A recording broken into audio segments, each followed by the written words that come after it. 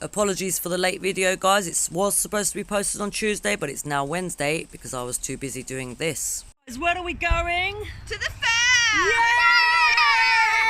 If you want to see more on that, video coming up soon. Welcome back to Cyril Plays. I'm in my bathroom today and I'm fixing my ceiling. And I'm going to show you how it's done. In the bathroom, you get a lot of steam. My ceiling is quite damaged and I want to fix it before it gets any worse. So if you're in this situation, I'm here to give you the best tips to get the job done.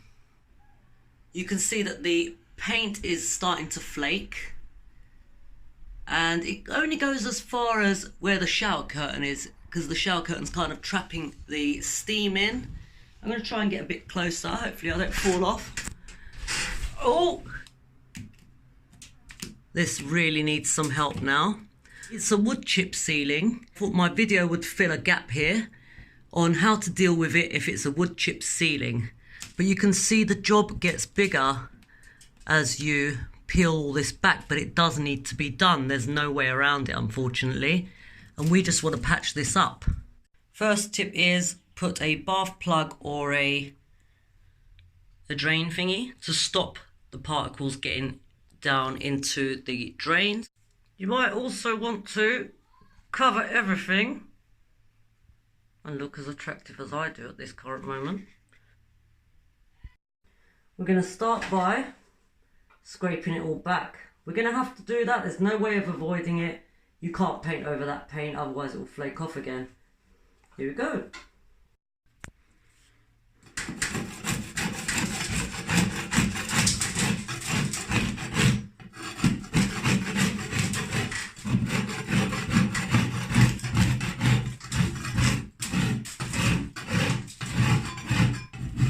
What you need to do is, don't force it, be very light-handed on it, and only scrape what needs to be scraped.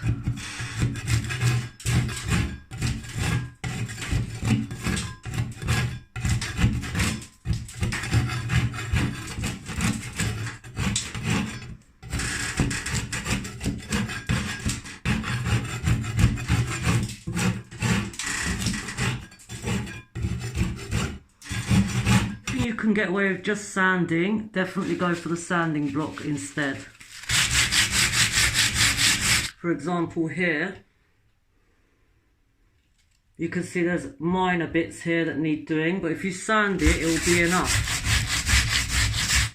Once you've scraped back as much that will come off without you forcing it, we need to just sand it down.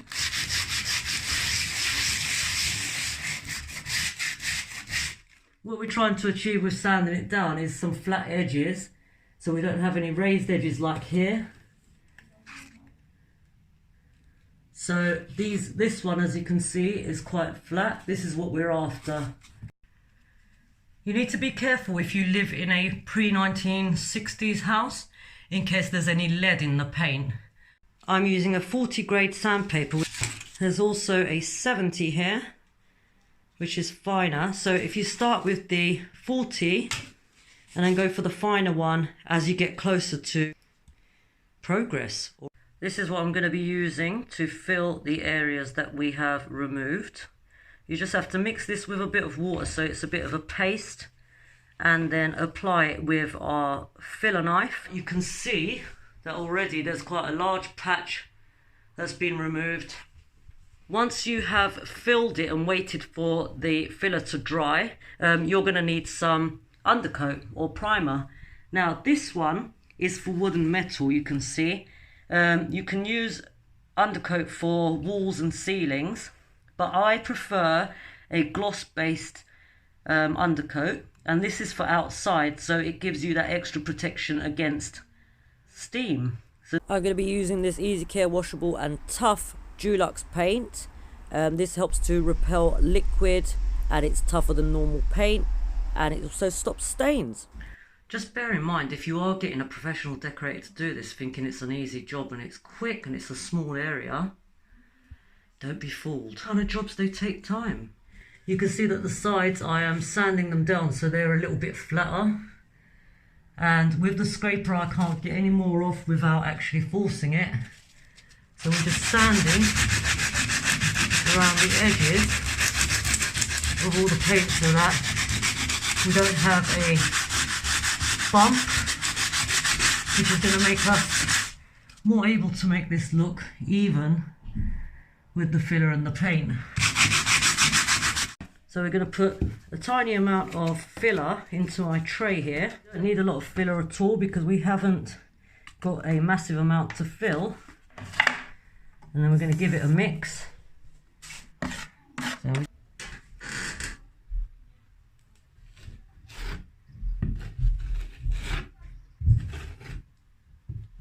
Or that you are concentrating on the edges so that they are neat and flush with the parts that the paint finishes on. Make sure you go over all of the edges, otherwise you will get an uneven look at the end when you've painted it, and you'll see a lot of filler where it's kind of flattened out the ceiling and you're going to lose the texture. So you need to just concentrate on the edges just to bridge the gap between the existing paint and the part you're painting fresh. Apologies for my recording, it's very difficult doing this and holding a camera at the same time.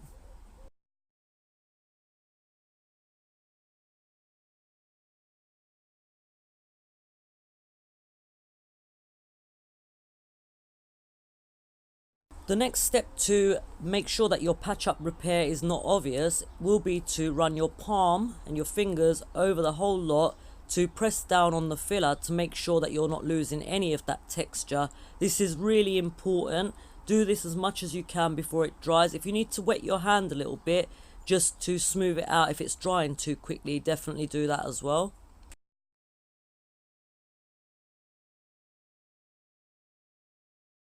So what we're concentrating on doing here is just bridging the gap between the paint that already exists and the paint we've removed.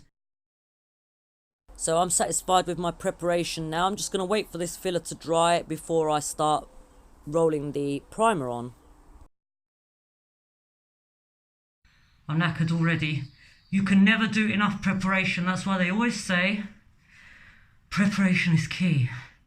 So we've got one coat of undercoat going on.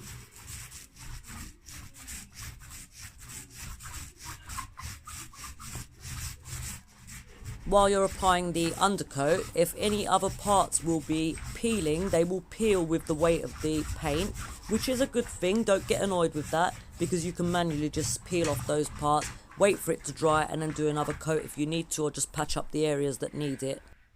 When you finished your project, don't have a steamy shower or a bath for about 24 hours. Allow it to dry completely. So this is it with one coat of the primer.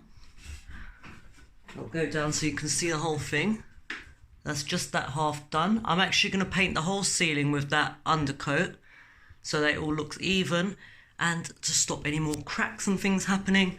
And paint does have a habit of peeling any bits that need peeling, so if they do, just peel off any bits that do peel off and repaint them after it's dried. You can touch it up and then just go over it with your normal coat of emulsion, whichever your choice is.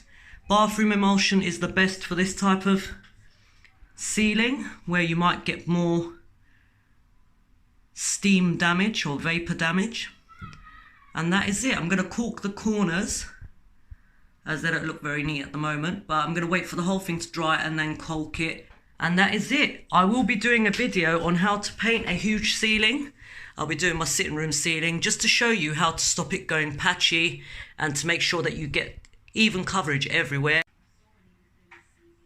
So this is the whole ceiling primed. I'm just going to wait for that to dry now and get a couple of coats of the emulsion on.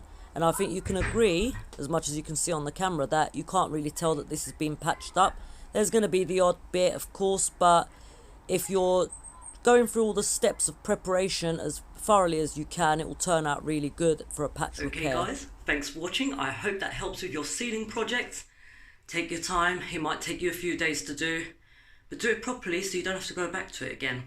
I'll see you on the next video. Peace out.